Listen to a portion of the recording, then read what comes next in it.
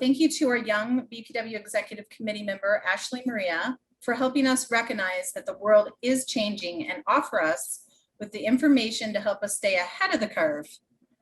Tonight, young BPW Ashley Maria will be presenting us with the information that we need to know as we move forward with hybrid events, which we define as events that have both a virtual or online component for participants and an in-person component. So you're trying to do both at the same time.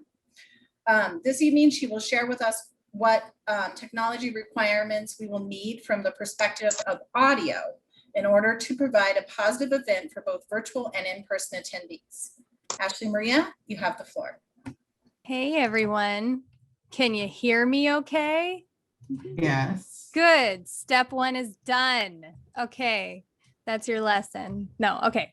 So obviously hybrid events are something that we as an organization want to encourage because we've noticed how it helps to build community and it makes these events more inclusive to members who may not be able to travel or may not want to, get sick or get other people sick. So I think we should totally embrace hybrid events, and I'm glad everyone else is interested in learning more.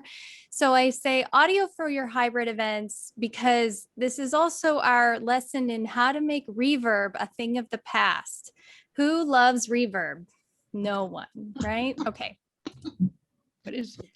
All right, so I am going to talk a little bit of tech here. This is being recorded. We will certainly post this online. You can take screenshots, but don't feel scared if this is the first time you're hearing some of these words.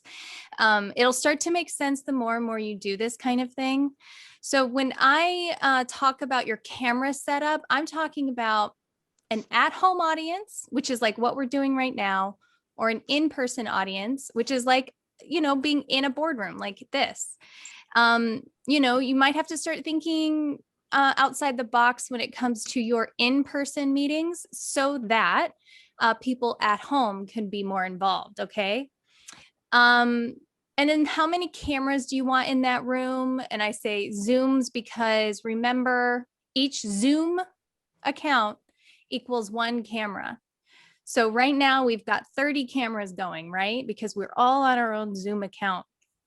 You can actually create your own little Zoom world with multiple computers or iPads or different kinds of cameras around the room. But this is just something to start thinking about. Okay, how would if I were a filmmaker, how would I cover this space? So if we're at a boardroom, you'd have one where you can see the screen in the front, and then you'd have one so you can see everybody at the table, right? Like, for example. So start to think outside the box. How would I actually cover this room? Now, all that being said, think about sound more importantly, because especially for the things that we do when we vote, when we pass our different bylaws or whatnot, we want to make sure everybody can hear everything clearly and everybody's voice is heard. So I want you to also consider, how am I going to make it so everybody is heard in this room? So think about the space you'll be in. Where can microphones be so that people can be picked up? And where can speakers be so everyone can hear each other? Now, remember, these are two different things. A microphone and a speaker, two different things, but it can be confusing because oftentimes it's the same object whenever you're using it on your computer, right? So you speak into a microphone, but you listen to a speaker, right? Totally confusing. Rhode Island's neither a road nor an island. Discuss. Okay. Anything in the room that can interfere with the sound, maybe clinking of dishes. So we were at an event a few weeks ago and they put the computer right next to where the server would put the dishes. So obviously the people on Zoom were hearing just dishes. So you definitely don't want that. You want to be careful about where the microphone is placed. And remember that each event is different. I'm going to offer you some suggestions here for things you can do to make it so that people on Zoom can hear your audience in the room. And remember, this is all to prevent that horrible reverb. Now, when I talk about a speaker system, again, I'm going to put all these links in the chat, so don't feel nervous about remembering everything. You want to have two separate setups. So we want a speaker that's plugged into the computer and playing out. what people are saying on Zoom, right? So that's your step one. You want to make sure that people in the room can hear people when they're on Zoom. And then I say, do not set your microphone near this speaker. If you've ever heard that dreaded like ee sound, that's what happens when a microphone and a speaker get too close to each other. Trying to move quickly. And then your microphone system, this is the object that people in the room are going to talk on.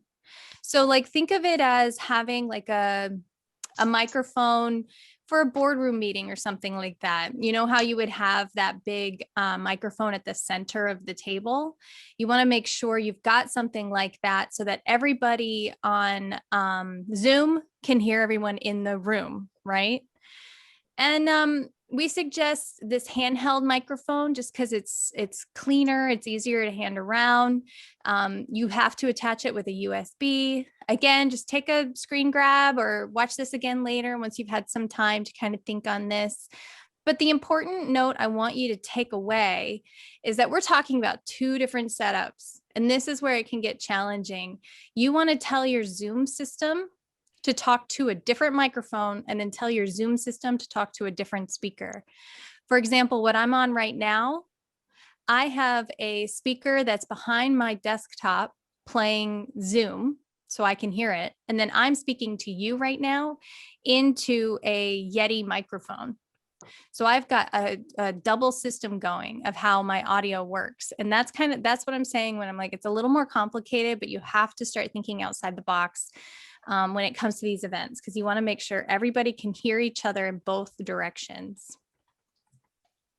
This is my final thoughts. If you're totally terrified, I understand. I just want you to know that it's not one size fits all. It's not like, let me just buy this one microphone and then it's perfect. I want you to really think about, okay, where should the microphone be?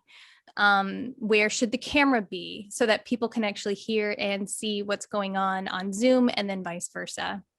Always test your tech way in advance of your event in case you need another item. You can call your friend for these tech checks, get to know your friends some more. And then I'm gently saying, stop blaming the Zoom gremlins, join early and get it all figured out. You know, the smoother it goes, the more professional we look. So definitely try your hardest to make sure that these events are ready to go the moment your audience arrives. And then I would suggest having one person monitoring Zoom, either at home or in person. So like what Barbara's doing for our event tonight, so that she's going through and making sure we know when people have raised their hands or muting people if they haven't muted themselves. And then, like I said, insider tip, if your audience can hear you, then they will be more forgiving of bad picture. So this is a insider tip for all filmmakers alike. They want to get good sound because your audience will forgive bad picture. Unless you're actually showing pictures in your meeting, then do your thing. And then I said, gosh, reverb. Okay, and that's it. Next up, Carmen saw her face for 2 seconds. Ashley, you have a question from Michelle. Oh, okay. Ashley, you mentioned different Zoom accounts. Does it have to be a different account? If you have an account with multiple hosts, can you just use different hosts?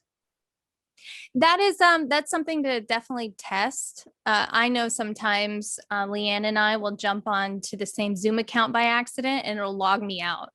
So I can't guarantee that that'll work, but that's a good test. Another event had, go ahead. I'm talking about an account. We have an account with multiple hosts. We paid extra. So we have different logins.